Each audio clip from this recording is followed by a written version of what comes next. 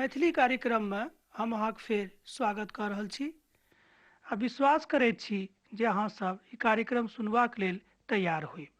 मुदा एहिसँ पहिने हमरा लोकनि तेसर अध्यायक अध्ययन कयने रहौं हँ आ तेसर अध्यायमे हमरा लोकनि देखलहुँ जे पापक जड़क विषयमे की रहै, केना कहियो कि पापक जड़ एहि संसारमे कोना कऽ आबि गेल रहै। एहिसँ आगू हमरा लोकनि आजुक पोथीमे अध्ययन करब। तहन आउ एकटा छोट प्रार्थना कऽ लै छी, तकरा बाद आगाँ बढ़ब। तहन हमरा संगे अहूँ अपन मूड़ीके झुकाउ आ पिता परमेश्वरसँ प्रार्थना करू। हे महान परमेश्वर, हे कृपालु परमेश्वर, हे दयालु परमेश्वर, विशेष रूपमे प्रभु आजुक दिन प्रभु हमरा लोकक अहाँ प्रभु जी मदद करू, जाहिसँ प्रभु अहाँक पोथीके समझैमे बुझैमे हमरा लोकनि सफल भऽ सकी। प्रभु जी हमरा श्रोता भाई बहिनमे से जँ केओ बीमार छथि प्रभु हुनका अहाँ चंगाई प्रदान करियौन। एहि छोट प्रार्थनाके हम अपन उद्धारकर्ता यीशु क्रिस्तके नामसँ मांगि रहल छी, आमीन। तहन आउ हमरा लोकनि अब आजुक अध्ययन आरम्भ करी। एहिसँ पहिने जे हमरा लोकनि अध्ययन कयने छलहुँ हेँ जे एहि संसारमे कोन तरहे पाप आबि गेल रहै, तकरा विषयमे हमरा लोकनि अन्तिममे जानने छलहुँ हेँ कि जे पिता परमेश्वरक अवज्ञाके कारणे हुनक आज्ञाक जे अवज्ञा कयलथि आदम आ हव्वा, तैँ एहि संसारमे पाप आबि गेलैक। मुदा आजुक अध्ययनमे हमरा लोकनि देखब जे पापक फल आ एहूसँ ऊपर देखब जे कतेक घृणित बात पाप थिक। मुदा पापसँ पिता परमेश्वर बड्ड घृणा राखै छथि। एहि बातक ऊपर हमरा लोकनि आजुक अध्ययनमे विशेष रूपे ध्यान देब। परमेश्वरक नजरिसँ केओ नहि बचि सकैत छथि, मुदा अहाँ रहूँ वा हम। मुदा एहि संसारमे कतहु हमरा लोकनि लुका जायब, मुदा परमेश्वरक दृष्टिसँ हमरा लोकनि नहि बचि सकलहुँ हँ। कतेक लोग एना कहै छथिन कि हम तऽ लुका कऽ पाप करै छी, परमेश्वर हमरा कोना कऽ देखता है। मुदा ई बात नहि छैक। पवित्र पोथी बाइबिलमे बतायल गेल छैक अहाँ कतहु रहि कऽ जँ पाप करब तऽ परमेश्वरक नजरिसँ अहाँ नहि बचि सकलहुँ हँ। एहिके ऊपर हमरा लोकनि अध्ययन करि रहल छी कि पाप कतेक घृणित बात थिक। पवित्र पोथी एकटा विद्वान कहै छथि कि पापसँ परमेश्वर बड्ड घृणा राखै छथि, हुनका पापसँ कोनो तरहक दोस्ती नहि छनि आ जे केओ पाप करता है ओ परमेश्वरक दृष्टिमे घृणित मनुख कहता है। जेना देखियौ ओ आदमके एतेक प्रेमसँ बनौने छलखिन, एहिके बादो ओ आदमके अदनक फुलवारीसँ निकालि देलखिन, कहलखिन कि अहाँ एहिठामसँ चलि जाउ, किएक तऽ अहाँ हमर आज्ञाके अवज्ञा कयलहुँ हँ। आ इएह हुनका दृष्टिमे प्रभुक दृष्टिमे पाप रहैक। तेसर अध्यायके अंतिम भावमे हमरा लोकनि देखलहुँ हैं जे जहन परमेश्वर पिता अदनक गाछीसँ आदमके निकालि देलखिन, तकरा बाद ओहि गाछीके पूरब दिशा जे करुबा कहाबैत अछि और चारो दिस घूरऽवला आगिसँ भरल आगि जकाँ ज्वालामुखीक तरवार ओहि गाछीके चारू तरफ नियुक्त कऽ देलखिन। देखियौ एहि बातक कनि विशेष रूपे ध्यान दियौ कि पिता परमेश्वर ई काज किया करलखिन। ई बात पिता परमेश्वर किया करलखिन जाहिसँ आदम बड्ड वा हुनक स्त्री एहि बातसँ एना कहियो कि गाछीमे दोसर बेर प्रवेश नहि पाबैक, तैँ ओ एहि बातक करलखिन। चारिम अध्यायक आरम्भ कोना कऽ होइल, एना कहियो कि कोना कऽ भेल अछि, तकरा अहाँ जानि सकलहुँ हँ। एहि अध्यायमे कहल गेल छै कि पापके फल की अछि आ पाप कतेक घृणित वस्तु अछि।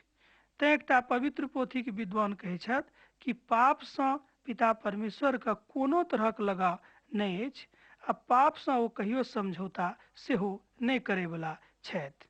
मान लियौ जँ अहाँ पिता परमेश्वरक खूब प्रेमी छी, हुनका खूब नजदीक छी, एहिके बादो जँ अहाँ पाप करबै तऽ फिर पिता परमेश्वर अहाँसँ कहियो प्रेम नहि करता है आ नहि एहि बातसँ कहियो समझौता सेहो करैके लेल तैयार भऽ जेता है। तैँ पापसँ ओ कहियो समझौता करैवला पिता परमेश्वर नहि छथि। तहन अहाँ हमरा लोकनि आगाँ देखी कि हव्वा जे पिता परमेश्वरक एकटा सृष्टि छलीह, ओहो परमेश्वरक दृष्टिमे पाप कयली, तैँ ओ पिता परमेश्वरक नजरिसँ खसि पड़ली आ पिता परमेश्वर हुनको आदमे के साथ ओहि गाछी से निकालि देलखिन।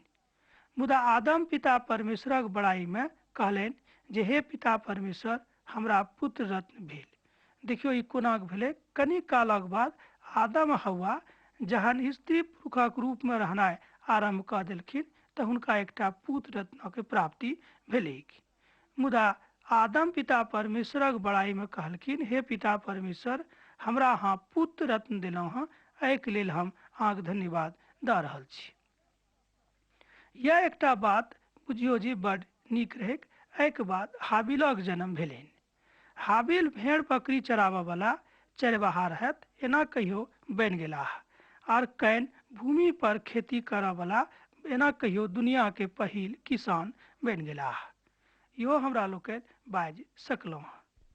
हाबिल भेड़ बकरी चराबऽ वाला चरवाहा बनि गेलाह आर कैन भूमि पर खेती करऽ वाला। अब हमरा लोकनि बाजि सकलहुँ हैं जे कैन दुनिया के पहिल किसान बनि गेलाह। आर आगू के 4 पद में बतायल गेल छै जे हाबिल भेड़ बकरी चराबऽ वाला पहिलौठा के लऽ कऽ परमेश्वरक लग गेला जे हम हुनका भेंट चढ़ाबी। मुदा पिता परमेश्वर हाबिल आ चढ़ौआ के तऽ ग्रहण कर लेलखिन, मुदा कैन आ हुनक चढ़ौआ के ग्रहण नहीं करलखिन। एहि बात से कैन बड़ क्रोधित भेलाह आ हुनक मुँह उदास भऽ गेलनि। तहन परमेश्वर पिता यहोवा कैन से कहलनि कि अहाँ किएक क्रोधित भेलहुँ हँ आ अहाँके चेहरा पर उदासी किएक आबि गेल अछि। उत्पत्ति पोथी तकर 4 अध्याय आ तकर 6 पद में ई बात बतायल गेल छै। तहन हम एहि पद के एक बेर आरो पढ़ि दै छी, किएक तऽ एहि पद से हमरा लोकनि बहुत किछु सीख सकलहुँ। तहन परमेश्वर पिता यहोवा कैन से कहलनि कि अहाँ किएक क्रोधित भेलहुँ हँ आ अहाँके चेहरा पर उदासी किएक आबि गेल अछि। देखियो पिता परमेश्वर, एकर मतलब यह भेलै कि कैनो से पिता परमेश्वर क्रोधित नहीं छलाह। एना कहियो कि क्रोधित होयबाक हुनक इच्छा नहीं रहनि। मुदा एहिके बादो हुनक चढ़ौआक ग्रहण नहीं करलखिन। एहिमे यह एकटा कारण रहे कि हुनक पवित्रता ओतेक नीक नहीं रहै जतेक पिता परमेश्वर चाहैत रहथिन। हाबिल अपन चढ़ौआक बाद विश्वास पूर्वक अपना रहत। एना कहियो कि हाबिल बहुत विश्वास पूर्वक पिता के ऊपर विश्वास राखैत रहत आ बुझैत रहत कि पिता परमेश्वर कोन बात से प्रसन्न होइत छथि आ कोन बात से प्रसन्न नहीं होइत छथि। अब एहिठाम कैनक जिंदगी में विश्वासक कमी भऽ गेल रहनि, तै पिता परमेश्वर हुनक चढ़ौआ के ग्रहण नहीं करलखिन। अब देखियो, एक गोटे कहलखिन कि हाँ परमेश्वर के कहियो देखने छियै कि, मुदा परमेश्वर के हमरा लोकनि कोना देख सकैत छी। ई बात पवित्र पोथी बाइबिल में बतायल गेल छै। विश्वासक कारणे हमरा लोकनि परमेश्वर के देख सकलहुँ हैं। जँ विश्वासे नहीं रहत तऽ हमरा लोकनि परमेश्वर के कहियो नहीं देख सकलहुँ हैं। ई बात खूब स्पष्ट जकाँ पवित्र पोथी बाइबिल में बतायल गेल छै।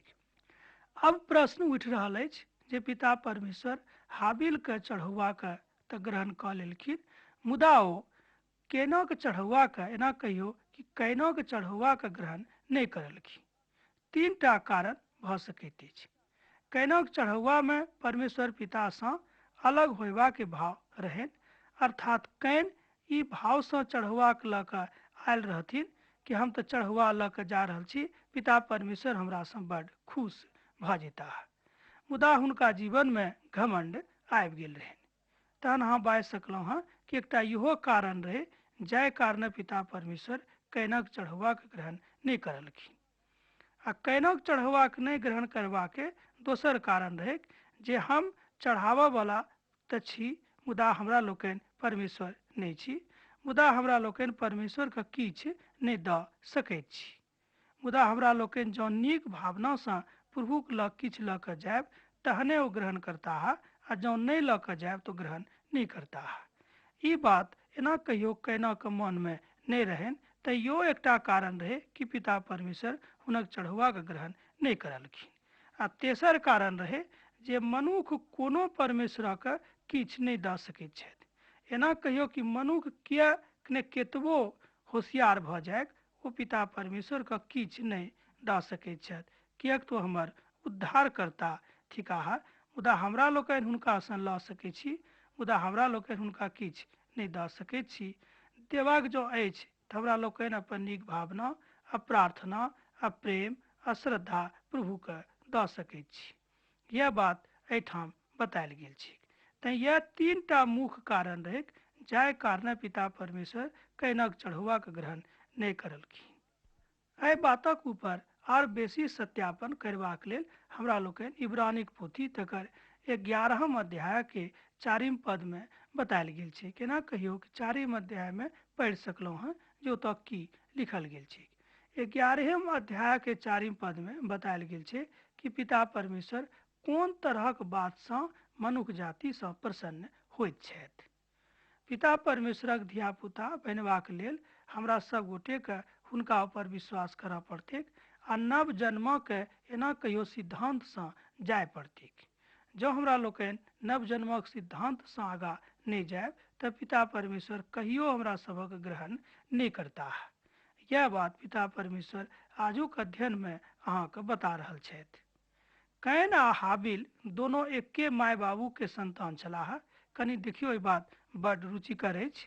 कैन आ हाबिल दुनू एके माय बाबू के संतान छलाह।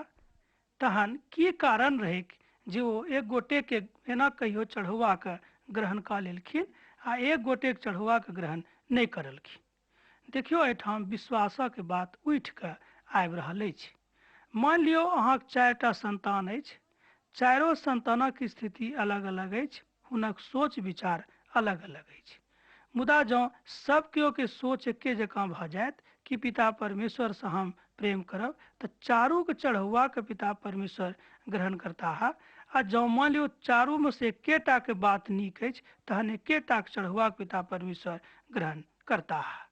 ई कोनो विशेष बात नहीं रहे कि कैन से पिता परमेश्वर बड़ नाराज रहत आ हाबिल से बड़ खुश रहत। ई बात नहीं रहे। विश्वासक कथा रहे, पवित्रता के कथा रहे। अपवित्रता के कारणे कैनक चढ़ौआ को ग्रहण नहीं करलखिन आ हाबिलक चढ़ौआ के ग्रहण कऽ लेलखिन। पवित्र पोथी बता रहा अछि जे प्रभु यीशु मसीह के ऊपर जहन एहि तरहक बात आयल रहे तो हुनको एक बेर परीक्षा भेल रहे। तहन जहन वो परीक्षा में सफल भऽ गेलाह तहने पिता परमेश्वर हुनका प्रेम करलखिन आ हुनका बता देलखिन कि हाँ हमर नीक पूत थिकहुँ है। एहि बातक भविष्यवाणी आकाशवाणी भेल रहे। दोनों बात, ई बात प्रभु यीशु मसीह के जन्मक बाद पूरा भेल रहे। तहन अब एहिठाम हमरा लोकनि एकटा प्रश्न पूछि सकैत छी जे परमेश्वर किएक क्रोधित भऽ गेल छलाह। उत्तर बड़ स्पष्ट अछि।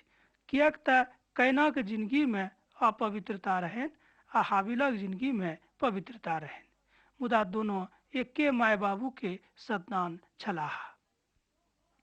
अब देखियो कि जँ हमरा लोकनि पवित्रता में नहीं रहब तऽ कोनो कारणे ई एना कहियो कि कोनो कारण नहीं अछि जे पिता परमेश्वर हमरा सबसँ प्रेम करताह। तैँ हम आजुक अध्ययन में अहाँ से बाजि रहल छी कि अपना जिंदगी में पवित्रता आनू, जे पवित्रता से पिता परमेश्वर प्रसन्न होइत छथि। जेना कि हाबिलक प्रति पिता परमेश्वरक प्रेम रहनि आ कैन से हुनक प्रेम खत्म भऽ गेल रहनि। अब एहिठाम हमरा लोकनि देख सकलहुँ हैं। अर्थात कैनक मन में जहन वो एना कहियो जहन पिता परमेश्वर कैनक चढ़ौआ के ग्रहण नहीं करलखिन तऽ हाबिलक प्रति हुनका मन में एकटा घृणा के भाव आबि गेल रहनि।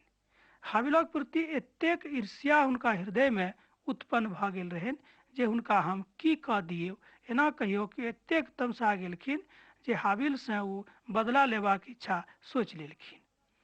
आब कैनक पाप एना देखियो कि कतेक आगाँ बढ़ि रहल अछि। एहि तरह हुनक पाप आगाँ बढ़नाइ आरंभ भऽ गेलै। तकरा बाद कैन हाबिलक एना कहियो कि अपन भाई के मारि देलखिन। देखियो, ई संसारक के पहिल खून रहे। पवित्र पोथी बाइबिल में ई बात बतायल गेल छै। केना कहियो कि कैनक सामना में अब एकेटा विकल्प रहनि कि जो अपन भाई के मारि दिए। मुदा प्रभु परमेश्वर कैन से जहन पूछलखिन कि यौ अहाँके भाई हाबिल कतऽ छथि, तहन पिता परमेश्वर के बड्ड खिसिया के कहलखिन कि हम कि हुनक ठिकदारी लेने छियनि जो कतऽ छथि। देखियो, कहियो कहियो हमरो सब एहि तरह कथा करैत छी। एहि तरह कथा नहीं करूँ, नहीं तो परमेश्वर अहूँ से नाराज भ जायत। देखियो, प्रभुक प्रेम का कोनो छोट बा अदलहा बात नहीं बुझू। हे हमार भाई बहिन, एहिठाम अहाँक परमेश्वर अहाँ से कहै छथि कि हमरा लग आबि जाउ आ पापक जिंदगी से अहाँ अलग भ जाउ। जँ अहाँ पापक जिंदगी में रहब तऽ पिताक परमेश्वरक प्रेम अहाँक जिंदगी में कहियो नहीं आयत, जेना कि कैनक साथ भेल रहन। जहन परमेश्वर पिता कैन से जिज्ञास कयलखिन कि जे अहाँक भाई हाबिल कतऽ छथि, तहन कैन परमेश्वर पिता से कहलन कि जे अहाँ हमरा हाबिलक द्वारपाल बना कऽ रखलहुँ हँ कि। देखियो केहन तरह के उत्तर कैन जे छै पिता परमेश्वर से देलखिन। ई बात पवित्र पोथी में पहिल पोथी के 4 अध्याय के 8 आ 9 पद में बतायल गेल छै। जँ अहाँक लग पोथी अछि तऽ अहाँ पढ़ि कऽ एखनो देख सकलहुँ।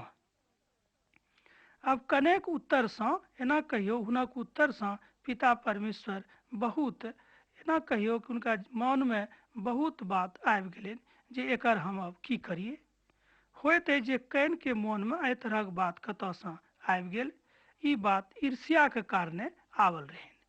मुदा हमरो लोकनि एहि तरहक ईर्ष्या राखैत छी अपना भाई से, अपना बहिन से, अपना टोला से, अपना समाज से।